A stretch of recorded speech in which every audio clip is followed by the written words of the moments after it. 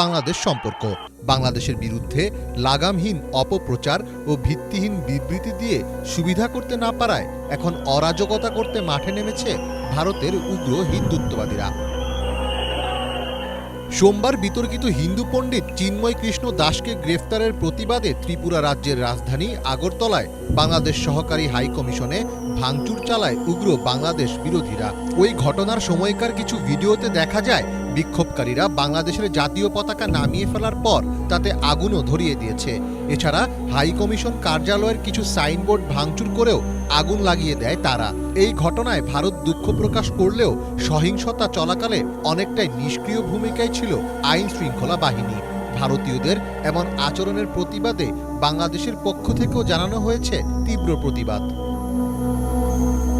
তবে এখানে গুরুত্বপূর্ণ বিষয়টি হলো এই হামলার মাধ্যমে Vienna convention on diplomatic relation লঙ্ঘন করেছে ভারত। 1961 সালে অস্ট্রিয়ার ভিয়েনায় কূটনীতিকদের আচরণ বিষয়ে জাতিসংঘের উদ্যোগে সই করা Vienna convention on diplomatic relation চুক্তির 12 নম্বর ধারায় বলা হয়েছে, কোনো কূটনৈতিক মিশনের নিরাপত্তা রক্ষার দায়িত্ব গ্রাহক দেশের সরকারের। এছাড়া মিশনের অফিস এলাকায় বিদেশি কূটনীতিক মিশন প্রধানের অনুমতি ছাড়া গ্রাহক দেশের সরকার প্রবেশ করতে পারবে না।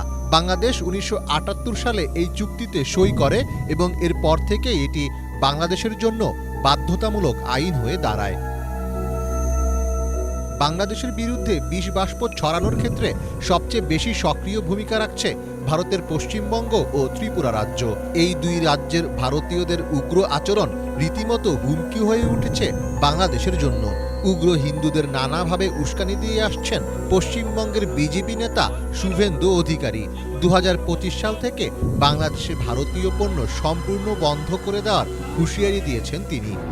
আমরা 25 সালে লাগাতার বন্ধ করে ওদের আলু পেঁয়াজ কি করে খায় আমরা সেটা দেখিয়ে দেব।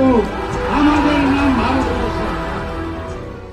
শুরুর দিকে বাংলাদেশ ইস্যুতে কিছুটা নীরব থাকলেও উদ্ভূত পরিস্থিতিতে নিজের উদার মানসিকতার খোলস ভেঙেছেন পশ্চিমবঙ্গের মুখ্যমন্ত্রী মমতা বন্দ্যোপাধ্যায়। হামলা সহিংসতা চলছে ভারতে, অথচ শান্তিরক্ষী বাহিনীকে বাংলাদেশে পাঠানোর প্রস্তাব দিয়ে বিতর্কের জন্ম দিয়েছেন তিনি। Government of India can take up the matter with the United Nations so that they can send the peacekeeping force in Bangladesh and they can rescue all people from Bangladesh. এটা আমার সাবমিশন থাকলো, আমার request থাকলো। এছাড়া কলকাতার হাসপাতালগুলোতে বাংলাদেশের রোগীদের চিকিৎসা বন্ধ করে ও ভিত্তিহীন দাবিতে মিছিল সমাবেশ করে এক প্রকার অল আউট অ্যাকশনে নেমেছেন তারা। অন্যদিকে উস্কানিমূলক কর্মকাণ্ডের মাধ্যমে বাংলাদেশের বিরোধিতার চরম পর্যায়ে পৌঁছে গেছে ত্রিপুরা রাজ্যের উগ্রপন্থীরা। সোমবার আগরতলায় নাশকতা চালানোর আগের দিন ত্রিপুরা লাগোয়া বাংলাদেশের ফেনী সীমান্তের নো ম্যানস ল্যান্ডে ঢুকে বাংলাদেশ বিরোধী স্লোগান ও বিক্ষোভ করে উগ্র হিন্দুত্ববাদীরা। তারা ইসকনের পক্ষে এবং বাংলাদেশ সরকারের বিরুদ্ধে নানা স্লোগান দেন। সীমান্তের শূন্যরেখায় বাংলাদেশকে কটাক্ষ করে এমন আন্দোলনকে অস্বাভাবিক ও নিরাপত্তার জন্য হুমকি হিসেবে দেখছেন স্থানীয় বাসিন্দারা।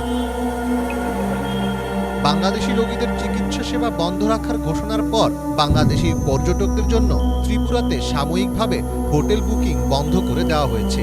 এমনকি বাংলাদেশি পর্যটকদের জন্য রেস্টুরেন্টেও খাবার সরবরাহ করা হবে না বলেও জানিয়েছে রাজ্যটির হোটেল অ্যাসোসিয়েশন। এছাড়া বাংলাদেশের কাছে বকেয়া বিদ্যুৎ বিল বাবদ পাওনা 135 কোটি রুপি চেয়ে নোটিশ পাঠিয়েছে ত্রিপুরার রাজ্য সরকার।